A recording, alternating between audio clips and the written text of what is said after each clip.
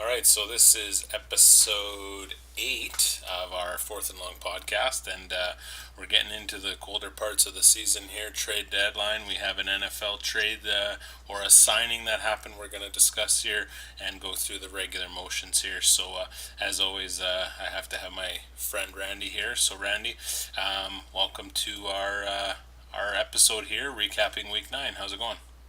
It's going pretty good. Looking forward to getting another podcast in, and a podcast where we're actually not going to do anything new for once in a little while, eh? So we'll go back to normal, whatever normal is for us. That's right. So we're gonna hop right into it here, and I'm just gonna kick it off. Week 9, because that's what we recapped. Obviously, we're entering Week 10 in the NFL. Week 9 for our fantasy, the matchup of the week here. For me, I'm gonna give it to the podcasters, you and me. I think we went at it. Point points, there was a bit of a gap there, but if you look at all the matchups, most of them did have quite a fair gap.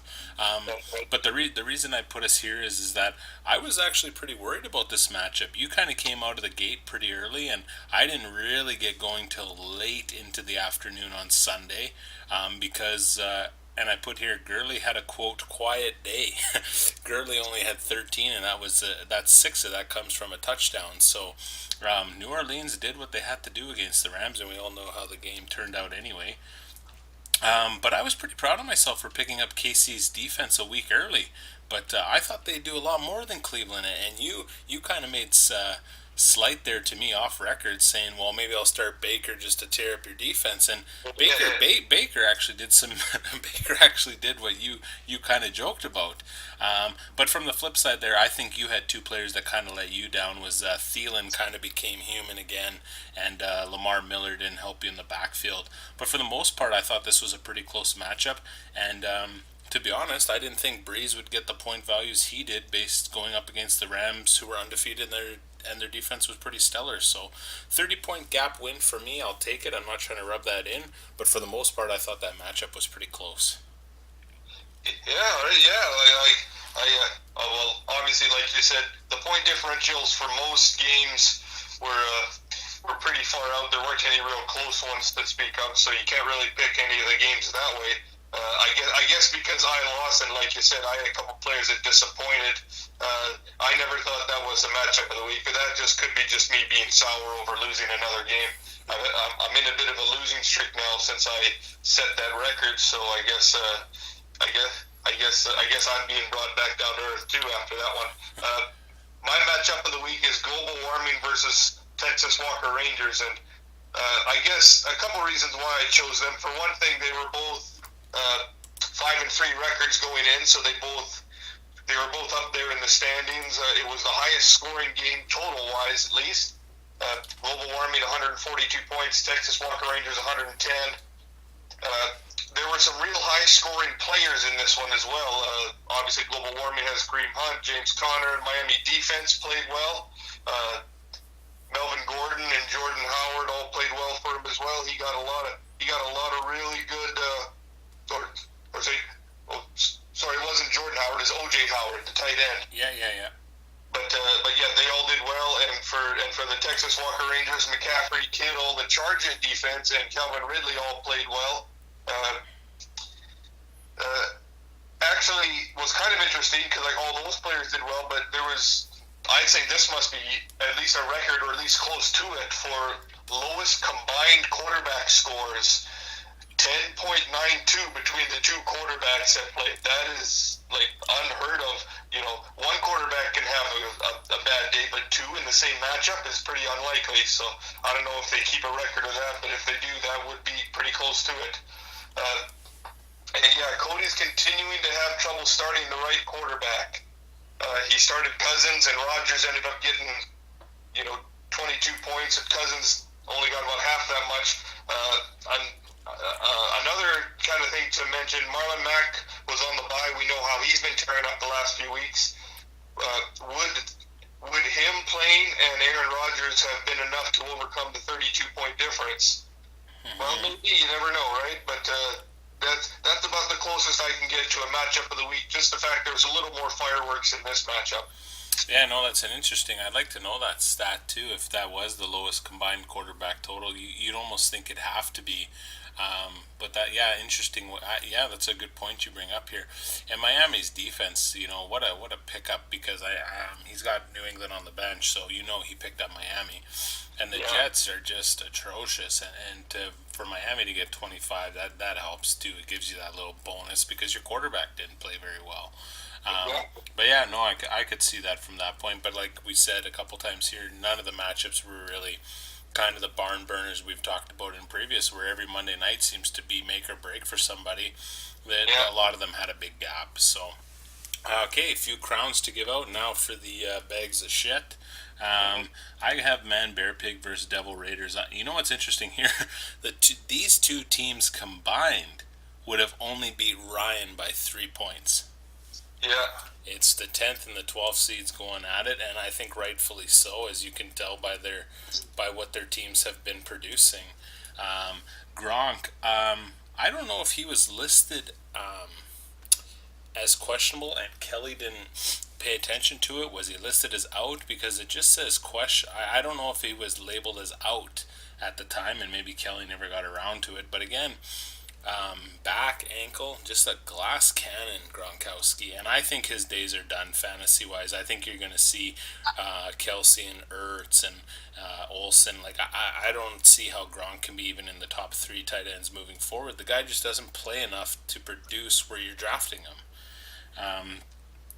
Apart from that, Kelly's other keeper, Jordy Nelson, has become such a huge fantasy bust since he's gone to Oakland. What a dramatic difference that makes when you go from Aaron Rodgers to Carr. Now, that'll sound, well, duh, of course, but Mhm. Jordy Nelson is a very talented receiver, and Derek he's a young, smart quarterback with some talent. I'm just surprised it's really not working out there, but Oakland's a bit of a tire fire right now. Jerry played Brady over Goff, and I think that was the right move based on the matchups at the time.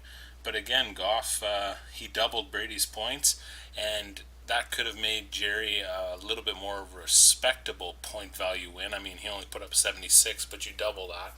Now you're almost into the 90 category where we kind of talk about last note here, all around kind of disappointing efforts from both teams, and you got to feel for Jerry with having kept Le'Veon Bell. Just to who knows what could have transpired for Jerry's team, and that would have affected Ryan's team because I don't think Connor would be getting the love that he's gotten. So, just all around, not too much to write home about here.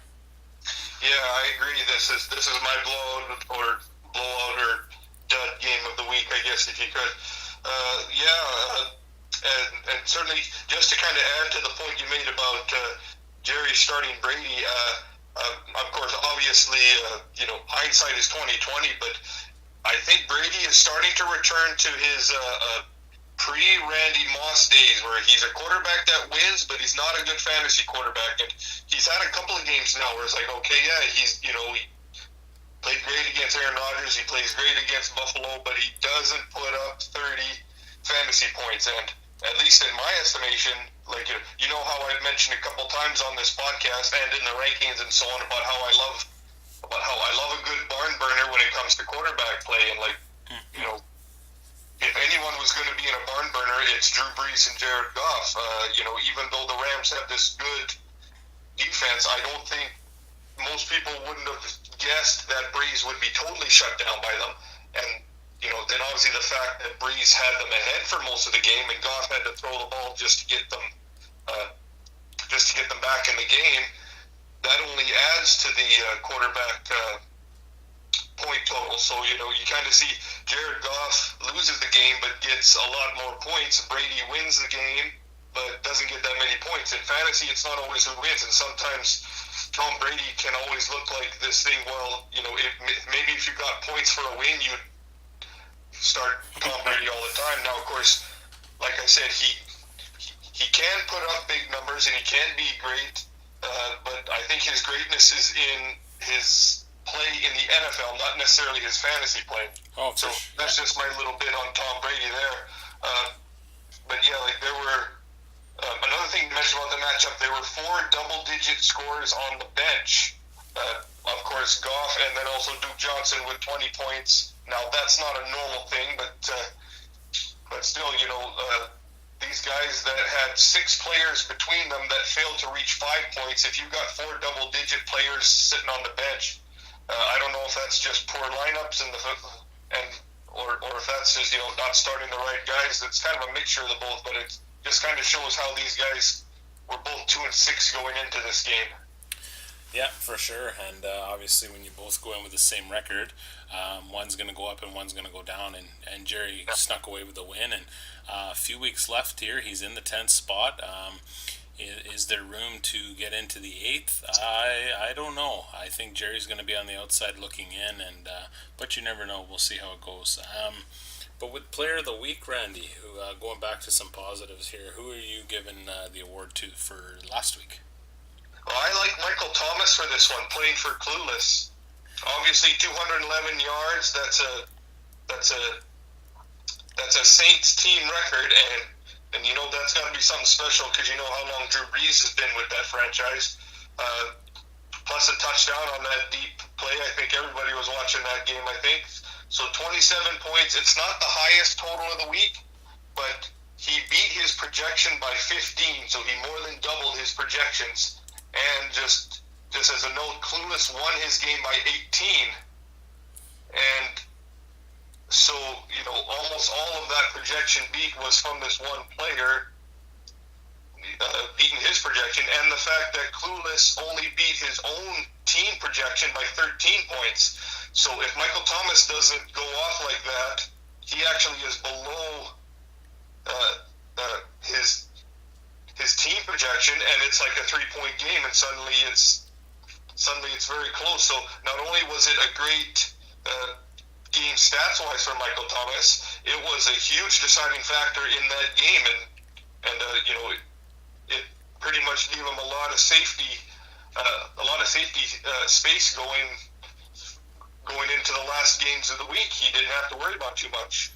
Yeah, and that's funny, and that's who I have as Player of the Week. I think it's pretty obvious to give the award to Michael Thomas.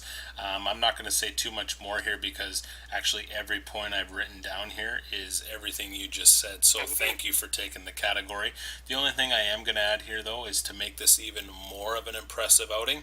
He did all that yardage in 12 receptions. Yeah. That's a 17 and a half yards per catch, which basically... think about that. You're almost getting 2 first downs every time this guy caught the ball. Right. You're chunking the field, and with the threat that they have, if Thomas is to keep pace, now he's not going to get the 211 every game. Let's be honest, but if he can even dip down to 150, that just creates more room, more breathing space for guys like Kamara. All of a sudden, Watson seems to be involved in the offense. Yeah. But no, I'm not going to say too much more. I think the only thing I said was Clueless. He's called him out a few times and has been disappointed that Breeze doesn't give him the love. And I think that was, like you said, very big day for Clueless and Michael Thomas. Absolutely, things could have been different had he been where he's been a few times this season. So that's right. Moving on to the bust of the week, I've put him here before, and I'm putting him here again. And it doesn't really cost a guy a matchup because, again, not too many were super close, but I have to go back to Matt Stafford from Global Warming.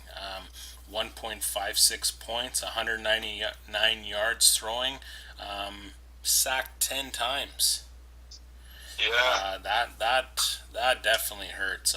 Now, it didn't affect Ryan's point category, like I said, but moving forward, if his running backs start to slow down by any means, and it doesn't look like they're going to, but hypothetically, if they do, you do need other roster spots to obviously pick up the slack.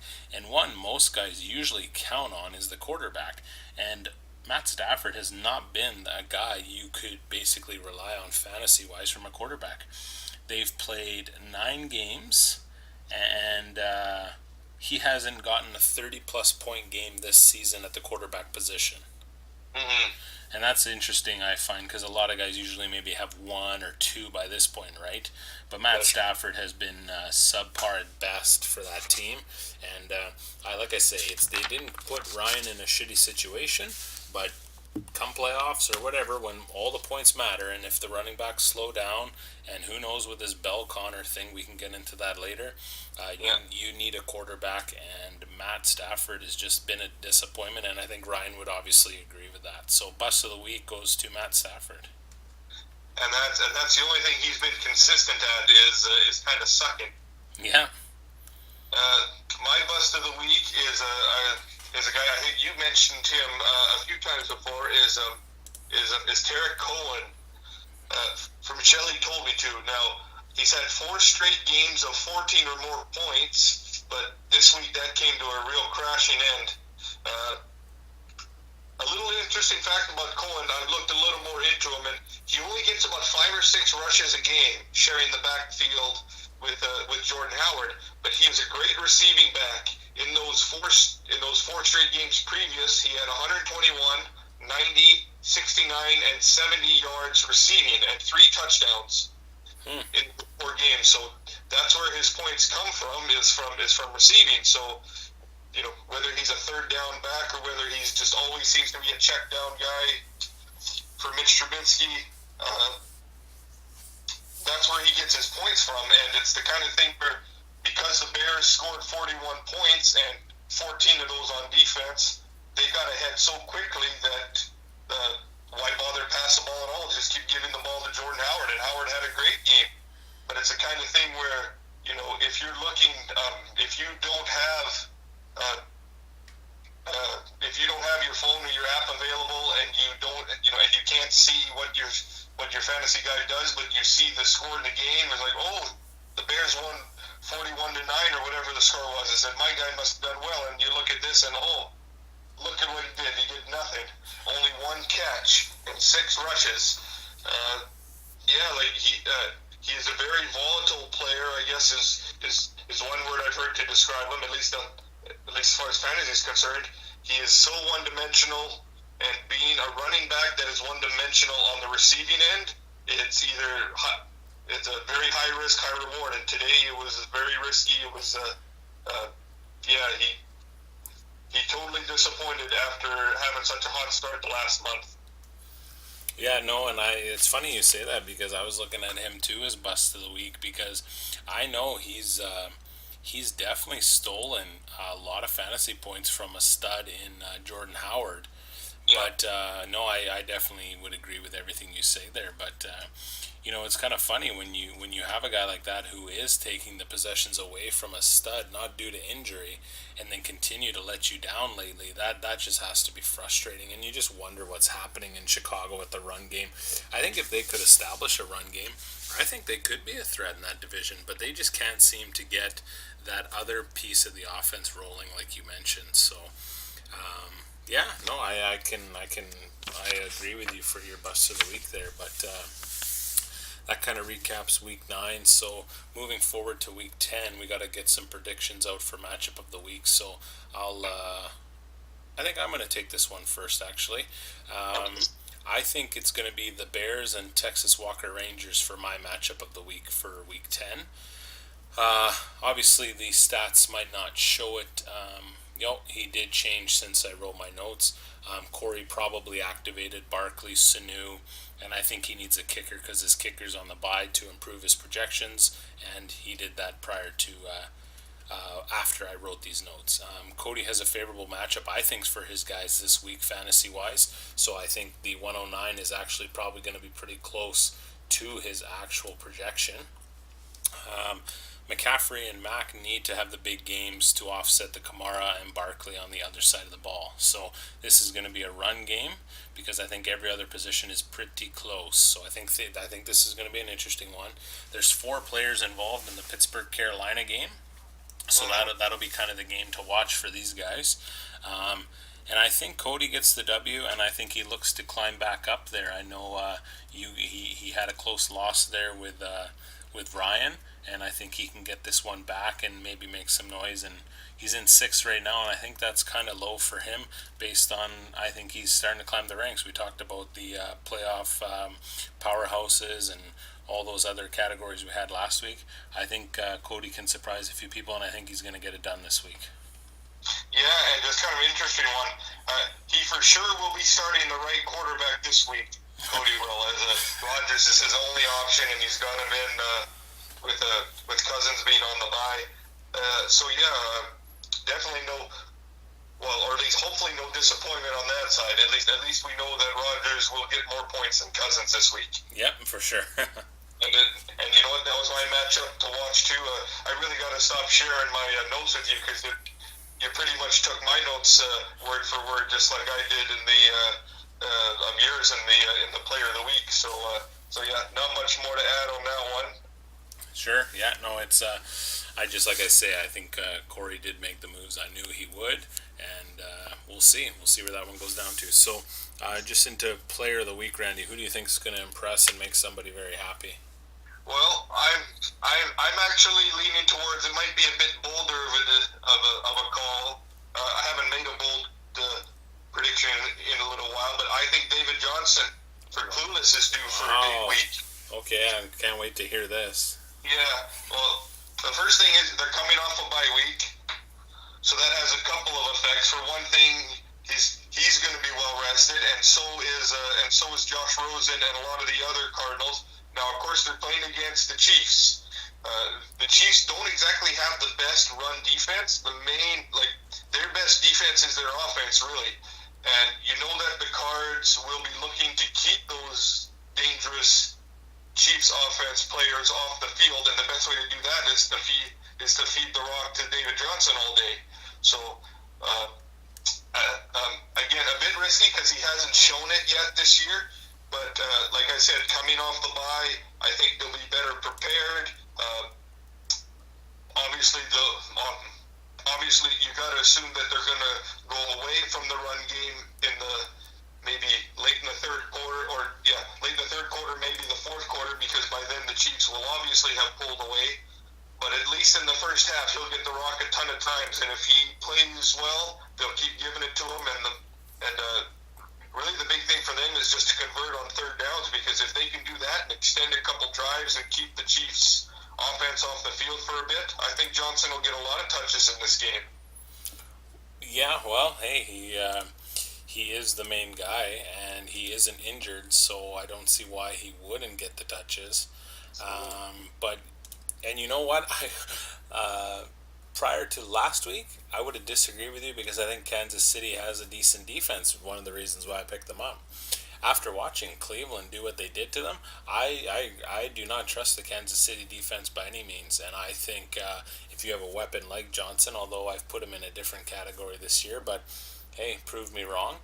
We'll see what happens with him. And I think there are opportunities to expose that Kansas City defense. The problem I have is Rosen the guy to get you into that red zone where Johnson can get an easy six?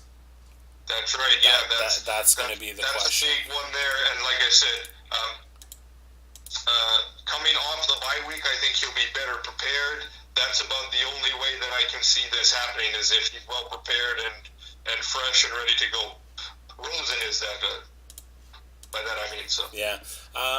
My my player of the week, I think, is going to be Kareem Hunt because I think he is playing Arizona, and Arizona gives up the second most fantasy points to the running back position. And I'm going to take just a little bit of information out of yours that talked about very early on in these podcasts. It's supposed to rain in Kansas City. So Okay. look for a lot of love to the run game on both sides. Now, I didn't know you were going to pick David Johnson, so my point kind of applies to both of our guys. I think Yeah. it's I think it's going to be a lot more onto the ground, the handoff, and we'll see where that goes for Hunt. But did I mention that Arizona's pretty bad? They're almost dead last in every aspect from the defensive side. So, and now you're going up against Kansas City. Even if the offense clicks and they can throw the ball, you know Hunt is going to get it. So, not a bold prediction so much like yours, but I'm definitely going to. I'm projecting he's going to get at least 100 yards with 3 touchdowns, 2 rushing, and he's going to catch one out of the backfield. Yeah, definitely playing the percentages on that pick, which is what I'm doing for my bust to watch for, which is a guy you just spoke about, Matthew Stafford. Okay. that definitely played in the percentages, especially for this year. If you thought he got demolished against the Vikings, he's playing the Bears in Chicago. And, I checked the weather for this game myself because you know how the wind can be a problem in Chicago. It's not going to be as windy on Sunday as it was on Saturday, or as it will be on Saturday, but as anyone who follows the weather knows, even picking the weather that far ahead, that wind could easily decide to take its time and get there on Sunday, and then suddenly the balls are going sideways, and Stafford can't throw the ball. So he might not get sacked as much, but he won't get any points handing the ball off either. And at the very least, in Chicago, it's getting colder. It's that time of year. They're going to be running the ball, and like you had mentioned in your bust of the week, there Stafford has done nothing all year, so I don't see any reason why he's going to change that against the Bears in Chicago. Yeah, well, we'll see about that, eh? I'm not sure, is Cleo Mack ready to go? Because I think he sat out last week. Yeah, I don't think it'll matter for Stafford. If Khalil Mack does play, it'll be even worse. Like you said, 10 sacks against the Vikings. Do you think the Bears will get less than that, or not a whole lot less? No. I'm still thinking 5 sacks is definitely easy to see. Yeah, 5 to 7 I could see probably. That offensive line is just very poor for the Lions right now. But they got to figure that out. My bust of the week is also in the quarterback position, and I guess to go off of you, this might be a bold bust. I think Patrick Mahomes is going to be bust of the week. Oh yeah, very well. And here's what I have to say. Once again, it is supposed to rain in Kansas City according to the weather. I don't think Mahomes has played in a weather game yet. Unlike the fantasy stat I gave for Arizona, who give up the second most fantasy points to the running back, Arizona actually gives up the fewest fantasy points to the quarterback position, believe it or not. So, and there's not too much separation here between Dylan and Kelly moving forward. So this bust, if happens, could be crucial for Dylan. I think Mahomes is going to get less than 20 fantasy points. I'm really sticking to the run game, and I think Arizona is going to maybe make some noise and cause some havoc in the weather for Mahomes if the weather stays true. So a little bit of a bold bust, but I'm going to stick with it here, and I'm going to say the kid has difficulty against a team they should dominate. Well, there you go. Yeah, definitely is a bold one. Yeah, especially with the way he's been playing and the way we expect the offense to go. But you're right. You're right about the weather thing. That can definitely have an effect on how the offenses go, and especially against Arizona. With my pick of David Johnson, I'm assuming the best of Arizona for this game. But if they get the worst, one of the reasons why the quarterbacks don't get that many points against them is because the games are never close. So there's none of this 2 touchdown drives in the last 5 minutes of the game sort of thing, because the games aren't close. The whole second half, it's all running backs. Yeah, and I know it might. I've already said in the player of the week that Hunt is going to catch one out of the backfield, but then how can Mahomes be the bust? Mahomes is usually averaging 30 plus points, so to say that he's going to get around 20, to me that is a bust. So yeah, it's not that's what I'm saying. It's just a bold, and I think you're going to see a different side of him this week in Kansas City against Arizona. But anyways, those are kind of the predictions for Week 10. So I actually have a question lined up for you. I'm not sure if you have one for me, but I got one for you. Kind of. Yeah. Okay. Randy, your boy, number 88, just signed with a team today or yesterday. My question for you is, Des Bryant signed a 1-year deal with the Saints. I want to know your thoughts on this, and does it improve the Saints more than they already have shown the caliber they're at this year? Did he sign with the Saints? Geez, I better pick him up on waivers. Oh, wait, sorry, I did that already. I saw that signing on my lunch break, and I went straight to work picking him up. Not because I think, he's going to be, the greatest thing since sliced bread there, but certainly with Ted Ginn Jr. being out for the year, and obviously we just saw what Michael Thomas can do. Just having someone on the other side, and we know that Drew Brees and Sean Payton, they historically love to spread the ball out. Like, so having that second wide receiver, he doesn't have to be the post route guy because the much younger Michael Thomas will be good for that. I can definitely see Dez getting the touches because, especially on the goal line, because to the best of my knowledge, he hasn't shrunk any, so he can still win those jump balls in the back corner of the end zone like he did for all those years in Dallas. And certainly if Romo and Dak can throw that fade to the back corner, I think Drew Brees could probably do it in his sleep. So I definitely don't see any downside to that. He's not going to get the yards that he did, but he's going to get looks for the touchdowns. I'm pretty sure Sean Payton and Drew Brees are smart enough offensive minds to know that's his strength. It might not be an immediate thing.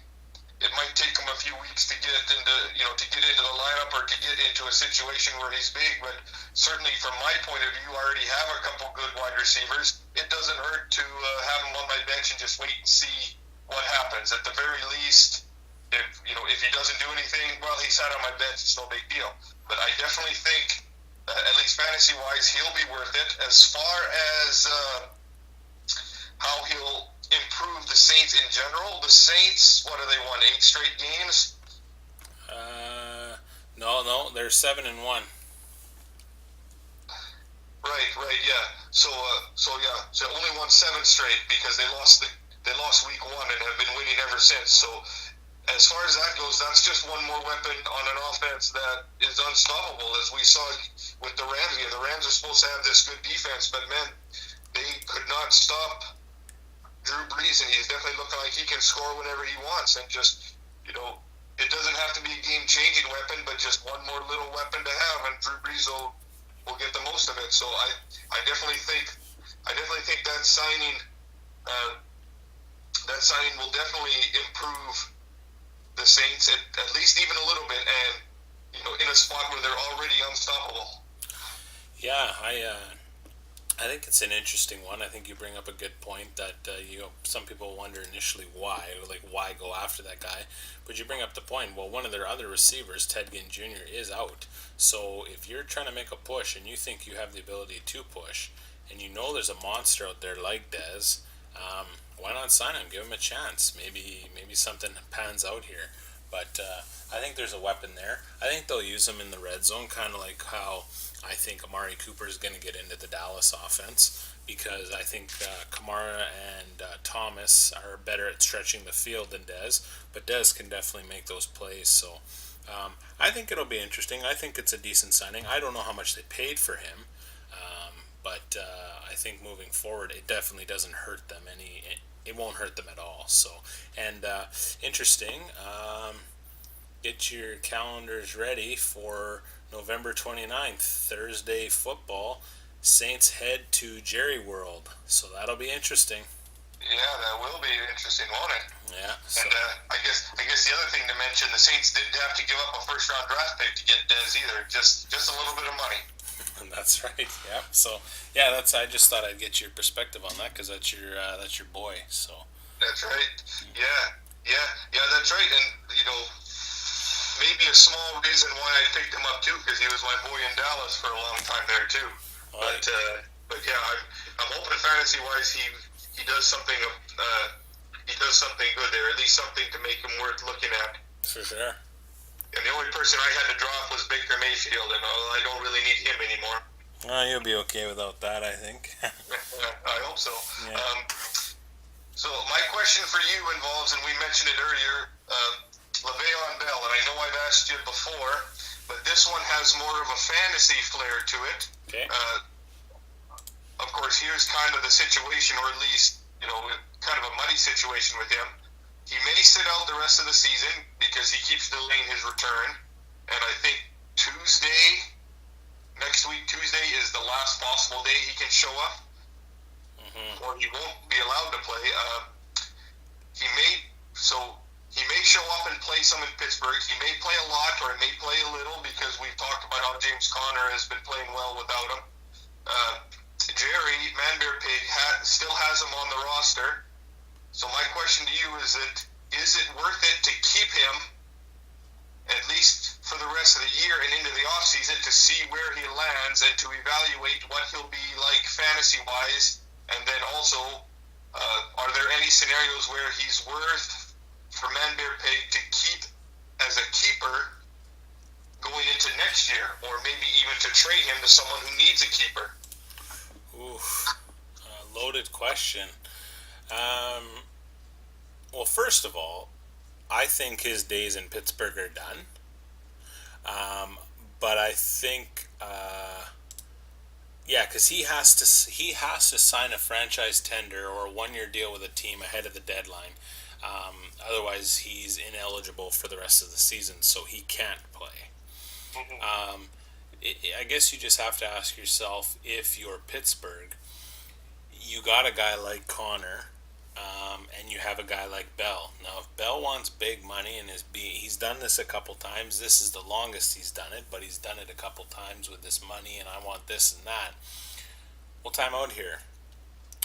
We have a guy named Connor who's produced better numbers than you over the stretch of his season than you did last season, or maybe multiple. Um, I could probably sign Connor for about an eighth of your price, and then maybe we beef up something else in our roster. So I think Bell is going to be gone from that perspective alone. I think they just have another option. If Connor didn't pan out, I think Pittsburgh would really have to ask themselves a question here. Big Ben's going to go soon. Do we want to still deal with this and pay the man, and we build around him? I don't know, but I think when Connor has, I think, maybe surprised some people, I think Bell will be, I think his days are gone. Now, to your second point about what should Jerry, the owner, or the GM of Bell do fantasy wise, right now I can't see Man Bear Pig making the playoffs. Trade deadline is this week. I don't know how active Jerry is to make that move and who's willing to take that move, because I don't think it upsides anybody for the remainder of the season because we don't know his status. So, how much do you really want to give away? For Jerry, if the trades can't happen and you find out Bell signs with Pittsburgh, okay, do I want to keep him? Do we know for sure he's playing? I'll keep him as a keeper leading into next draft. Does Bell not sign with Pittsburgh and goes to somewhere else? Well, where does he fit into that system? Do I like what he's getting into? What is the rest of the team being built around?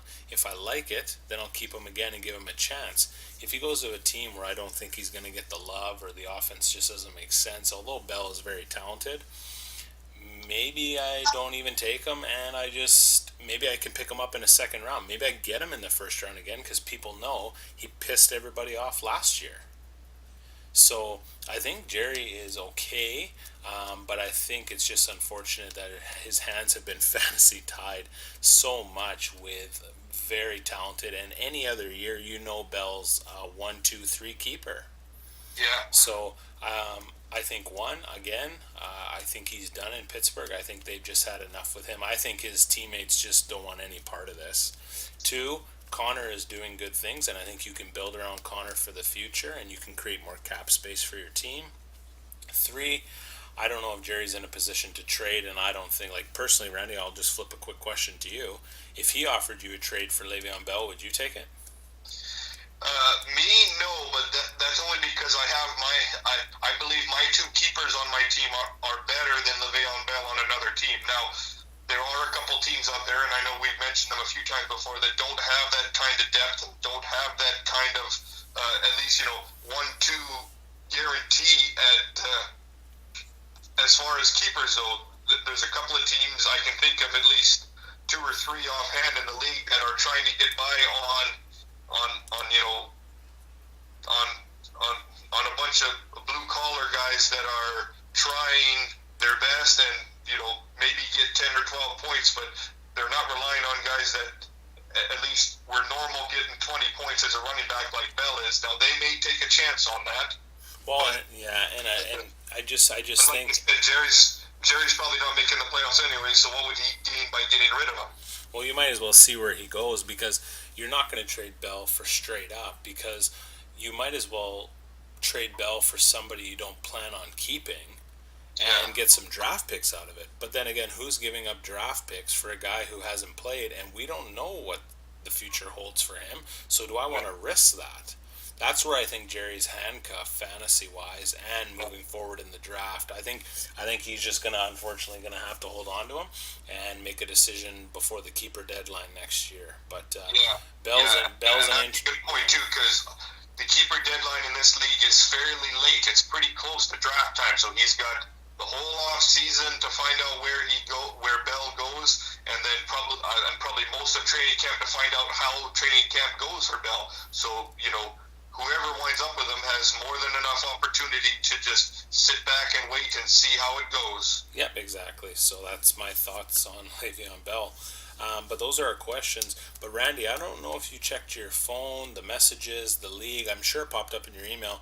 We'd be remiss if we didn't mention a trade that happened today. Tyler Lockett went to Clueless for Carlos Hyde back to Shelley Told Me To. Okay. I don't know if you're aware of that trade, but it did take. I did see it. Kind of seems. Yeah, I didn't get much time to think about it. However, I didn't see it till I got home tonight. Yeah, no problem. I'm just going to announce it here. I did have a chance to quickly look. I think it's a good trade. There's no draft picks involved. It's just player for player. I think it's a good trade. I think Clueless needs more depth at the wide receiver position, and Tyler Lockett can bring that. And I think this was a smart move for Shelley Told Me To. Now you don't think of Carlos Hyde as the guy, but Fournette is questionable back, which is a good thing for Shelley Told Me To. I think I've said that a few times throughout the year. But I think it's a good insurance policy if Fournette decides to fuck him, or if he gets hurt, or if he takes more plays off. You have a guy in an offense that definitely needs a run game going. So I think it's a good thing for both sides, and it's pretty even keel. I don't think there's any, this guy dominated or this is going to make a big difference. I don't think it's going to make a big difference, but I think it's a fair trade. Yeah, and Jacksonville's having a pretty bad year in that division. I mean, Houston seems to be running away with that division, so Jacksonville just, is more likely going to play it safe with Fournette, especially since they rushed him earlier in the year and he went and hurt himself pretty much the first game back. So they're going to be very careful with Fournette. They're not going to rush him back, which only gives Hyde more time to be the number one back on that team, who doesn't have a good wide receiver, doesn't have a good quarterback, so they're going to run the ball a lot. Yep, exactly. So, but that's kind of it. What game are you looking forward to watching for Week 10? Well, I got a couple. The main one, you mentioned it earlier, the Steelers and the Panthers. Pittsburgh has won 4 games in a row. Carolina's won 3 games in a row. They both have very good rushing attacks. Obviously, Cam Newton and McCaffrey are kind of the 1-2 punch there, and Connor continues his hot streak for the Steelers. The second game that I wanted to watch is the Saints and the Bengals. I know with you having Drew Brees on your team, you've been watching the Saints a lot, I'm sure. Mm-hmm. 2 very good offenses. The Bengals have a good offense this year too, by the way. And I'm looking for that to be the barn burner for next week. Yeah, I was looking at that game too, actually. It should be an interesting one. Of course, I don't like either of these teams, but I think the Sunday night game is going to be interesting. It doesn't really matter because my team, Giants, are done. I think we can all agree on that. But these are 2 teams that need to win. And Dallas is not out, Philly's not out, and Washington plays Tampa Bay. One of these teams is going to lose on Sunday night. But for Dallas, I think that hurts more for Dallas if they lose. That's going to be an interesting one, and I'd like to see how Dallas rebounds actually here. So we'll, they got him. I was pretty angry at that one. They got embarrassed at home by Tennessee, and I think I usually don't trash my Cowboys that often, but I'm going to say one thing about Jason Garrett. I think they should let the ball boy do the challenges from now on. That man cannot challenge a play to save his life. I think every year he's like 25% on winning challenges. Like, do they even show him a replay? Throw the flag. I don't know. I don't know what the deal is with him. Like, Jerry Jones needs to take him in the back woodshed there and teach him a real lesson about how to actually challenge a play, because It gets ugly, the things he challenges, and I just see it. I see one replay, and Collinsworth sees it too, and everybody sees it. Don't challenge that play. Well, there goes the challenge flag. Yeah. Maybe me It's shout at the TV a few times there the other night. Yeah, I just think they just looked bad at home, and I thought they would have beat Tennessee, but Tennessee came out to play. Let me tell you, they make Dak look bad. First three drives, the Cowboys looked great. They missed a field goal, punched in a touchdown, and threw an interception in the end zone, and that was it. If they get touchdowns on those three drives, it's 21 nothing or 21-7. Totally different story. Yeah. Those are the only three drives they had pretty much the whole game, other than that one right before halftime. Yeah, so we'll see here. We'll see what's going on, but there's definitely some interesting games as not only our teams are starting to vie for playoff spots. A lot of the NFL guys are trying to create some separation here. So we'll see what Week 10 brings, and stay tuned. So that's pretty much it for this episode. We'll touch base next week. I just want to mention one more thing before we sign off here. Yeah. Just something to do with the questions. We had talked about this off air a couple of times. We're going to change the question section of it a little bit. We're going to start fielding questions from some of our listeners. I'm sure there's at least one or two out there. Kind of like a little ask